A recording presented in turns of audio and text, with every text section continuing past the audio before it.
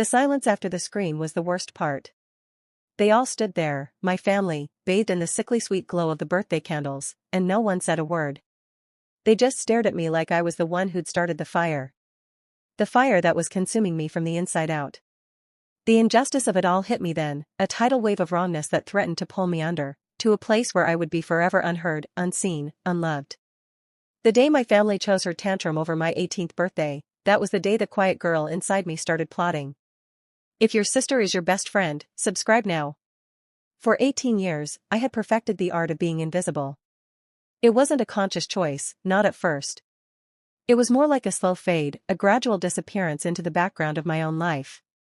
My sister, Brianna, was a supernova, a dazzling explosion of drama and need that sucked all the attention in the room into her orbit. My parents, bless their hearts, were helpless under her gravitational pull. They catered to her every whim, smoothed over every outburst, and generally treated her like the second coming of royalty. I loved them all, desperately, even Brianna, despite the constant shadow she cast. I told myself it was okay, that I didn't need the spotlight, that I was happy just to be a part of the family unit. My name is Ashley, and I was wrong. My 18th birthday was supposed to be different. It was supposed to be my day. A small gathering, a cake, maybe a few close friends. Nothing extravagant, just a simple acknowledgement that I had reached this milestone, that I was finally an adult. I had even dared to hope for a heartfelt conversation with my parents, a moment where they truly saw me, Ashley, not just Brianna's quiet older sister. The planning had been minimal, mostly handled by my mom, but I had allowed myself a flicker of excitement. I picked out a dress, a simple black number that made me feel sophisticated and confident, and even invited a boy from my history class, someone I actually had a crush on. The day started well enough. My mom made my favorite breakfast, pancakes with strawberries and whipped cream, and my dad gave me a small, framed photograph of us from when I was a baby. It was a sweet, nostalgic gesture that brought a lump to my throat. But the calm was a mirage, a temporary reprieve before the storm. Brianna, of course, had to be the catalyst. She had been invited to a party that same evening, a party thrown by the popular crowd at her school, the kind of event she lived for. But, tragically, her dress had a stain. A tiny, almost imperceptible smudge of chocolate ice cream on the hem. This, in Brianna's world, was a catastrophe of epic proportions. The meltdown started slowly, a low rumble of discontent that quickly escalated into a full-blown volcanic eruption. Screaming, crying, door slamming, the whole 9 yards. My parents, as always, rushed to her side, attempting to soothe her wounded pride, promising to find a solution. And then, my mom did the unthinkable. Ashley, she said, her voice tight with desperation, I'm so sorry, sweetie, but we're going to have to cancel your party. Brianna is just too upset, and we can't possibly have a celebration with her in this state. The words hung in the air like shards of glass, cutting deep into my soul. The breath caught in my throat, and the room seemed to tilt on its axis. Cancel my party? My 18th birthday? Because of a stain? The injustice of it was so profound, so blatant, that it momentarily robbed me of speech. I looked at my parents, their faces etched with guilt and a familiar helplessness, and I knew, in that moment, that I didn't matter. Not really. Not compared to Brianna's drama. I excused myself, walked to my room, and shut the door. I could hear Brianna's sobs gradually subsiding, replaced by the murmur of my parents' reassurances. I sat on my bed, staring at the wall, the black dress still hanging in my closet, a silent testament to my shattered expectations. The boy from history class texted to confirm, and I simply replied that it was off. I didn't explain. There was nothing to explain. The person I trusted most was one of them. My dad. He came into my room later that night.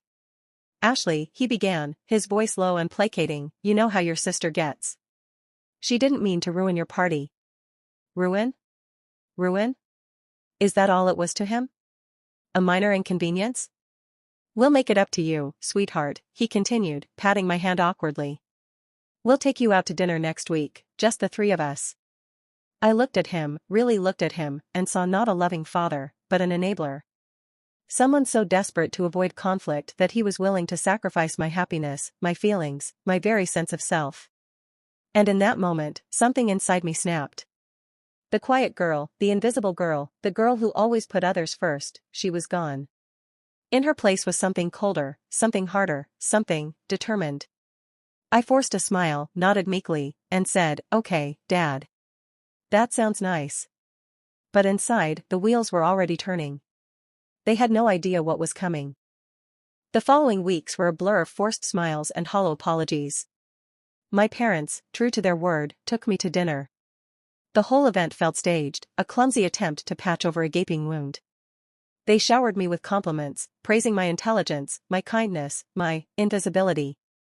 It was like they were trying to reassure themselves as much as they were trying to reassure me. Brianna, of course, remained blissfully unaware of the depth of my resentment.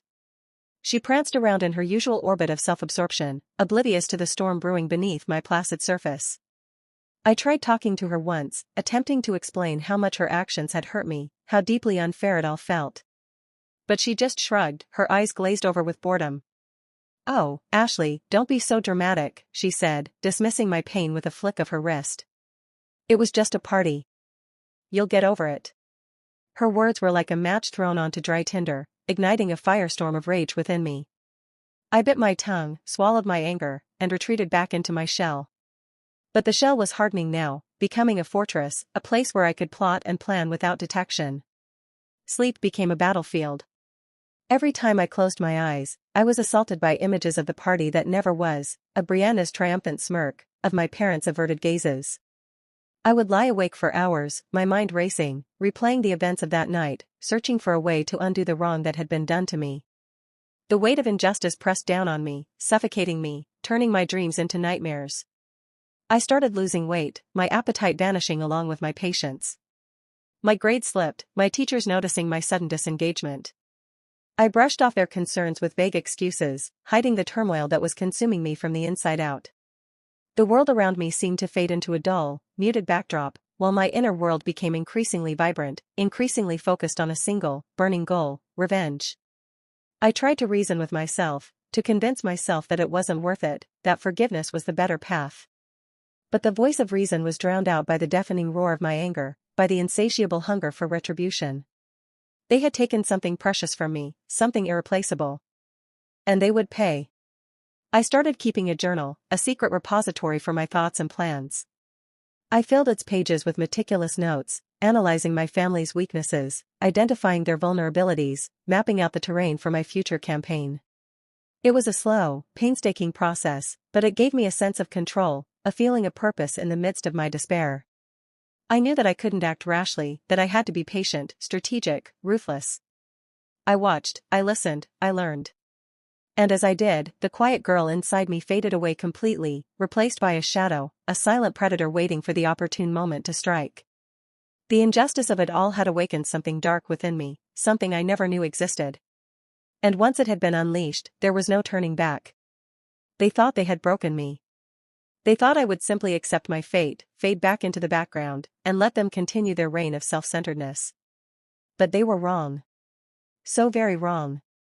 I was not broken. I was being reforged. And the weapon that was being forged within me would be more than capable of delivering the justice they so richly deserved. Task, Right Part 3, The Struggle and Escalation, Phase 2, Rock Bottom. Target length, 800-1000 words, 5000 characters. Format, long, flowing paragraphs. No broken lines. Instruction, focus on the main struggle. Remove unnecessary side plots. Safety reminder, use safe synonyms for violence/abuse. Narrative arc. Loss of faith in allies. Protagonist feels totally alone. False sense of security for enemies. Deep intention and emotional stakes. Psychological depth, show the protagonist on the edge. Style guardrails, the viral flow.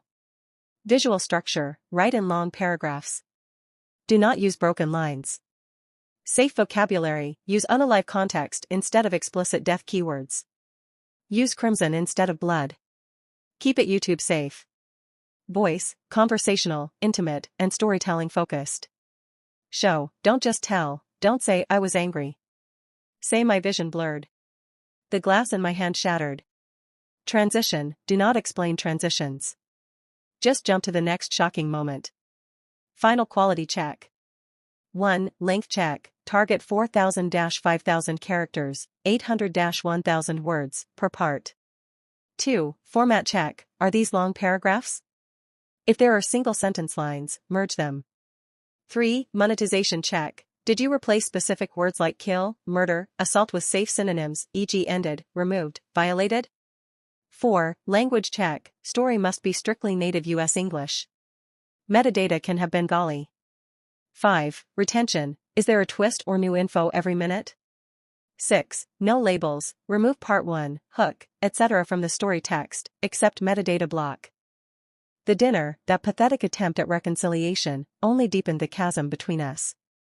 I remember staring at my reflection in the restaurant window, barely recognizing the hollow-eyed girl staring back. Where was Ashley?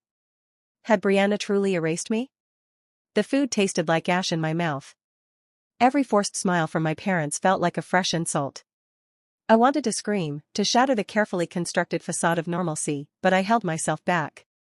I knew that any outburst would only be used against me, further proof of my supposed instability.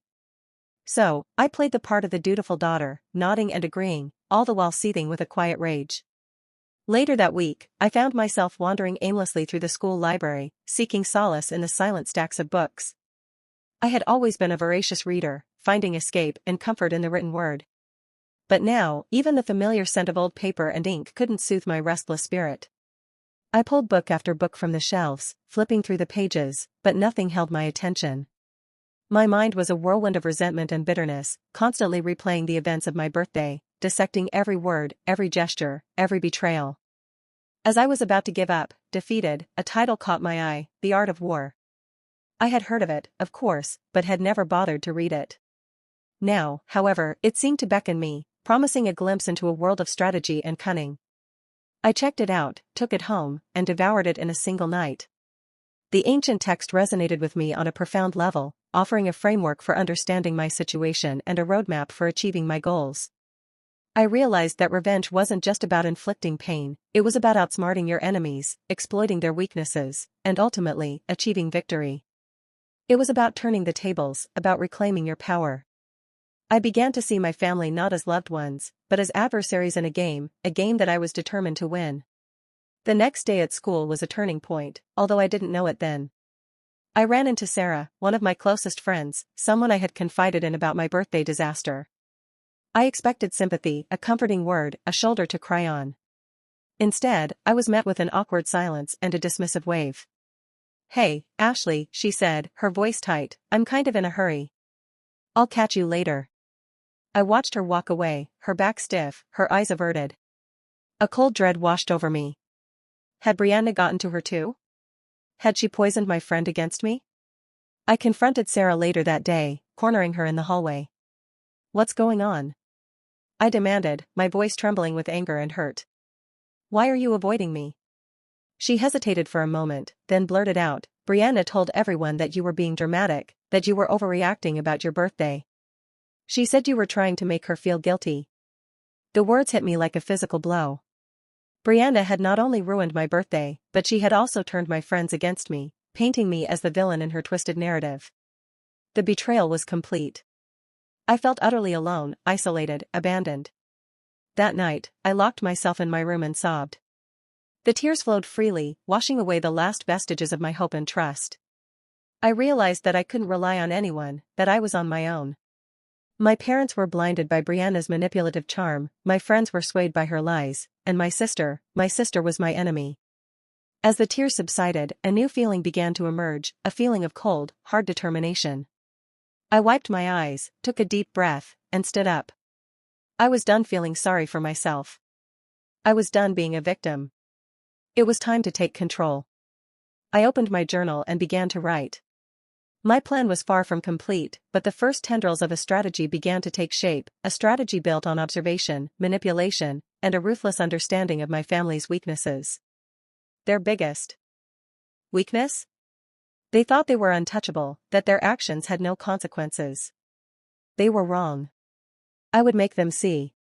The following days were a masterclass in deception. I perfected the art of the placid smile, the agreeable nod, the empty compliment. I became a chameleon, blending seamlessly into the background, observing my family's every move, cataloging their secrets and lies. Brianna, emboldened by her success in turning my friends against me, became even more arrogant and entitled. She flaunted her popularity, reveled in the attention, and treated me with a barely concealed contempt. I played along, feigning indifference, all the while gathering ammunition for my future assault. My parents, oblivious to the storm brewing beneath the surface, continued to shower Brianna with affection and praise, reinforcing her sense of invulnerability. I watched them, my heart hardening with each passing day, my resolve growing stronger. One evening, I overheard my parents arguing in the kitchen. Their voices were hushed, but I could still make out snippets of their conversation. It was about money. Apparently, they were struggling to pay the bills, burdened by Brianna's extravagant spending habits and their own poor financial decisions. I filed the information away, recognizing it as a potential weapon in my arsenal. The tension in the house grew thicker, the air heavy with unspoken resentments and simmering conflicts. I felt like I was living in a pressure cooker, constantly on edge, waiting for the inevitable explosion. Sleep offered no escape. My nightmares became more vivid, more disturbing, filled with images of betrayal, abandonment, and a gnawing sense of injustice. I would wake up in a cold sweat, my heart pounding, my mind racing. I started experiencing panic attacks, sudden surges of anxiety that left me gasping for breath, my vision blurring. I kept it all hidden, afraid of being labeled as crazy or unstable. I knew that any sign of weakness would be exploited, any display of emotion would be used against me. So, I bottled it all up, burying my pain deep inside, letting it fester and grow. One night, I found myself standing on the edge of the bridge, staring down at the churning water below. The darkness seemed to beckon me, promising an end to my suffering, a release from the relentless torment. I closed my eyes, swaying slightly, the wind whipping through my hair. For a moment, I considered simply letting go, surrendering to the darkness. But then, an image flashed through my mind, Brianna's triumphant smirk, my parents' averted gazes. And a surge of anger coursed through me, a fierce, burning determination to fight back. I opened my eyes, stepped back from the edge, and turned away. They wouldn't win. I wouldn't let them break me. I would survive. And I would make them pay. As I walked away from the bridge, a new plan began to form in my mind, a plan so audacious, so daring, that it took my breath away. It was a long shot, a gamble, but it was my only hope. I would expose them. I would reveal their lies, their secrets, their betrayals. I would tear down their carefully constructed facade and show the world the truth. It wouldn't be easy. It would be risky. But I was willing to do whatever it took to reclaim my life, to avenge the injustice that had been done to me. The quiet girl was gone. In her place stood a warrior, a strategist, a survivor. And she was ready to fight. The exact day they tried to finish me. I exposed the truth. I started small, documenting everything. Every snide remark, every dismissive gesture, every blatant lie. My phone became my constant companion, its camera and microphone always at the ready. I knew that evidence would be crucial, that I needed to build an airtight case against my family. It wasn't enough to simply accuse them, I had to prove their guilt beyond any reasonable doubt. I researched the laws in our state, learning about defamation, slander, and the legal consequences of their actions. I discovered that Brianna's constant bullying and harassment could be classified as a form of emotional distress, and that my parents' neglect and favoritism could be construed as a form of parental alienation. I also learned about the importance of chain of custody, the need to preserve evidence in a way that would be admissible in court. I started backing up my recordings and photos to multiple secure locations, encrypting them with complex passwords. I knew that if my family ever discovered my plan, they would stop at nothing to destroy the evidence. I created a fake social media profile, using a burner email address and a stock photo. I used the profile to monitor Brianna's online activity, tracking her posts, her comments, her interactions with her friends. I discovered that she was involved in a secret online group, a forum where she and her friends shared gossip, spread rumors, and engaged in cyberbullying. I joined the group, posing as a new student at our school, eager to fit in. It didn't take long for Brianna and her friends to accept me, eager to share their secrets and their schemes. I played the part of the gullible follower, laughing at their jokes, agreeing with their opinions, all the while documenting their every word. The group's conversations were shocking, filled with hateful comments, cruel pranks, and a disturbing lack of empathy. They targeted anyone who was different, anyone who didn't fit into their narrow definition of perfection. I realized that Brianna's cruelty wasn't just directed at me, it was a fundamental part of her personality. One day, I discovered that Brianna was planning a party, a lavish affair at a rented mansion, complete with a DJ, a catered buffet, and an open bar. It was supposed to be a surprise party for her boyfriend, but I knew that it was really just another opportunity for her to flaunt her wealth and her popularity. I saw an opportunity. I knew that if I could somehow expose Brianna's true nature at the party, I could ruin her reputation and turn her friends against her. But I needed a plan, a way to reveal her secrets without revealing my own involvement. I spent weeks studying Brianna's habits, anticipating her every move. I knew that she had a weakness for gossip, a tendency to brag about her accomplishments and her conquests. I decided to use that weakness against her. I created a series of fake text messages, designed to look like they were from Brianna's boyfriend. The messages revealed that he was cheating on her, that he was using her for her money, and that he was secretly making fun of her behind her back. I sent the messages to several of Brianna's closest friends, using anonymous text messaging apps. I knew that they wouldn't be able to resist sharing the gossip with Brianna. The day of the party arrived, and I felt a mixture of excitement and trepidation. I knew that my plan was risky, that it could backfire spectacularly. But I was determined to see it through. I arrived at the mansion early, posing as one of the caterers. I wore a uniform, a wig, and a pair of glasses, disguising my appearance. I spent the afternoon setting up the buffet, positioning myself near the entrance to the party. As the guests began to arrive, I watched Brianna, her face beaming with pride, her eyes sparkling with anticipation. She was the center of attention, surrounded by her friends, basking in the glow of her popularity. I waited for the right moment, the moment when Brianna was at her most vulnerable, the moment when my plan would have the greatest impact. The moment arrived sooner than I expected. I saw one of Brianna's friends, Jessica, approach her, her face flushed with excitement. "Brianna, have you seen your boyfriend's texts?" she whispered, her eyes wide with gossip. "Everyone's talking about it." Brianna's smile faltered. "What texts?" she asked, her voice sharp. Jessica pulled out her phone and showed Brianna the fake messages. Brianna's face drained of color as she read them, her eyes widening in disbelief and anger. "This can't be real," she stammered, her voice trembling. He would never say these things. But the doubt had already been planted. I watched as Brianna confronted her boyfriend, her voice rising in anger and disbelief. He denied everything, but the damage was done. Her friends began to whisper and point, their faces a mixture of amusement and pity. The party atmosphere evaporated, replaced by a palpable tension. Brianna, her carefully constructed facade crumbling before her eyes, retreated to a corner, her face buried in her hands. I knew that my plan was working. But I wasn't finished yet. I had one more card to play, a final revelation that would shatter Brianna's world completely. Remember the argument I overheard my parents having about money? I had been digging deeper, snooping through their financial records, and what I discovered was far worse than I could have imagined. It wasn't just that they were struggling to pay the bills, they were on the verge of bankruptcy. And the reason? Brianna. Her extravagant spending habits had pushed them to the brink. But that wasn't the worst of it. I also discovered that my parents had taken out a second mortgage on our house, using the money to pay for Brianna's college tuition. But they hadn't told me. They had always promised that they would pay for my education too, but now, there was nothing left. My future had been sacrificed for Brianna's. I knew that if I revealed this information at the party, it would be devastating, not only for Brianna, but for my parents as well. But I was past the point of caring about their feelings. They had betrayed me, they had lied to me, and they had ruined my life. They deserved to suffer the consequences of their actions. I waited for Brianna to compose herself, to emerge from her corner and attempt to salvage the situation. As she straightened her dress, a forced smile plastered on her face, ready to face the music, I knew it was time. Moving with purpose, I subtly disabled the music system.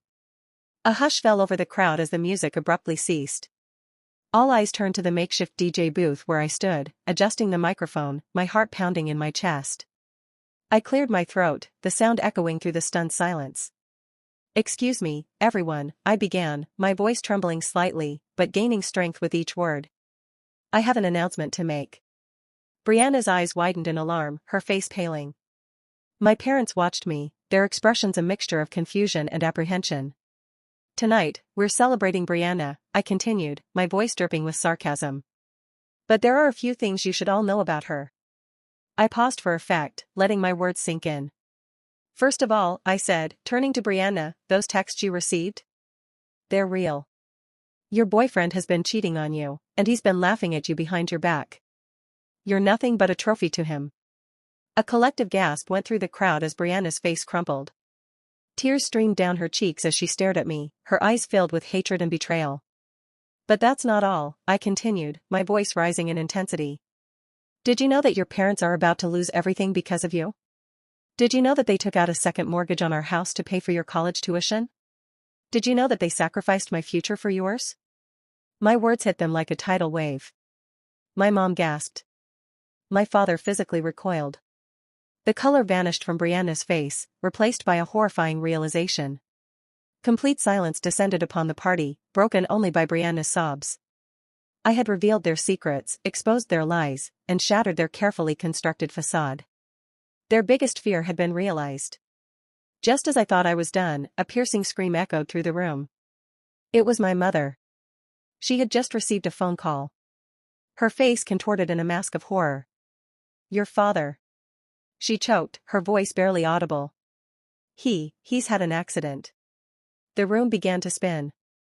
My carefully constructed plan, my quest for revenge, had taken a dark, unexpected turn. The world seemed to tilt on its axis. My father, the man who had always seemed so invincible, reduced to an accident. The irony was a physical blow. My carefully orchestrated takedown had been aimed at exposing their lies, not causing physical harm. But the universe, it seemed, had a cruel sense of timing. I barely registered the concerned murmurs around me, the horrified faces of Brianna's friends, my mother's gut-wrenching sobs. I was numb, disconnected, watching the scene unfold as if it were a play and I, a detached observer. The paramedics arrived, their flashing lights cutting through the darkness, casting long, distorted shadows across the mansion's manicured lawn. They worked quickly, efficiently, their faces grim as they loaded my father into the ambulance. My mother, still weeping uncontrollably, climbed in beside him, her hand clutching his. Brianna stood frozen, her tears momentarily forgotten, her eyes wide with a mixture of shock and disbelief. I watched them drive away, the siren's wail fading into the night, leaving me alone in the center of the chaos I had created. Later, at the hospital, the news was delivered with a sterile detachment that only amplified the pain. My father hadn't made it. A drunk driver, a sudden swerve, and a life was extinguished. Just like that. Brianna broke down completely, her grief a raw, animalistic sound that echoed through the sterile hospital corridors. My mother, her eyes hollow, seemed to have aged a decade in a matter of hours. I stood apart, my emotions a tangled mess of guilt, regret, and a strange, unsettling sense of satisfaction. They had lost everything. But so had I. The days that followed were a blur of funeral arrangements, legal proceedings, and the constant, suffocating weight of grief. The truth about my family's financial situation came out, as I knew it would. The second mortgage, the looming bankruptcy, Brianna's extravagant spending, it all became public knowledge. Brianna's friends, once so eager to bask in her reflected glory, now turned their backs on her, unwilling to be associated with the scandal. Her reputation was ruined, her social life in tatters. She became a pariah, shunned and ostracized by everyone she knew. My mother, consumed by grief and guilt, retreated into herself, unable to cope with the reality of her husband's passing and the destruction of her family. She blamed Brianna, she blamed me, she blamed herself. The house, once filled with laughter and love, now echoed with silence and resentment. We were a broken family, shattered beyond repair. I watched it all unfold, my heart heavy with a mixture of sorrow and vindication. I had achieved my revenge. I had exposed their lies, torn down their facade, and made them pay for their betrayals. But the victory felt hollow, tainted by the tragic circumstances that had surrounded it. In the end, they did lose everything. I just smiled. But the smile didn't reach my eyes. The days turned into weeks, the weeks into months. The dust settled, revealing the wreckage of our lives. Brianna, ostracized and alone, was forced to confront the consequences of her actions. Stripped of her wealth and her social status, she was forced to work a minimum wage job to support herself. She was humbled, broken, and filled with regret. My mother, still grieving the loss of my father, struggled to rebuild her life. She sold the house, paid off the debts, and moved to a small apartment in another state. She tried to reconnect with me, but the damage had been done. The bond between us was broken, perhaps forever. As for me, I left home as soon as I graduated high school, determined to build a new life for myself, far away from the shadows of my past. I went to college, studied hard, and eventually landed a good job. I surrounded myself with supportive friends, people who valued me for who I was, not for what I had. I learned to forgive myself, to let go of the anger and resentment that had consumed me for so long. But the scars remained, a constant reminder of the pain I had endured and the price I had paid for my revenge. Looking back, I often wondered if it had all been worth it. Had the satisfaction of seeing my family suffer been worth the cost of my own happiness? Had the pursuit of justice justified the pain and destruction that had followed? The answer, I realized, was not so simple. Revenge isn't sweet. It's necessary. It's a primal instinct, a desperate attempt to reclaim what has been stolen. It's a way to say, I matter. My pain matters. And I will not be silenced. But revenge is also a dangerous weapon, one that can easily backfire and cause more harm than good. It's a double-edged sword that can cut both the victim and the perpetrator. In my case, revenge had brought me a sense of closure, a sense of justice. But it had also brought me pain, guilt, and a profound sense of loss. It had changed me, hardened me, and left me with scars that would never fully heal. Would I have done it differently if I had the chance? I honestly don't know. All I know is that I survived. I overcame the darkness. And I emerged stronger, wiser, and more determined than ever to live a life of purpose and meaning. Would you have done the same? Let me know in the comments. Subscribe for more stories of justice.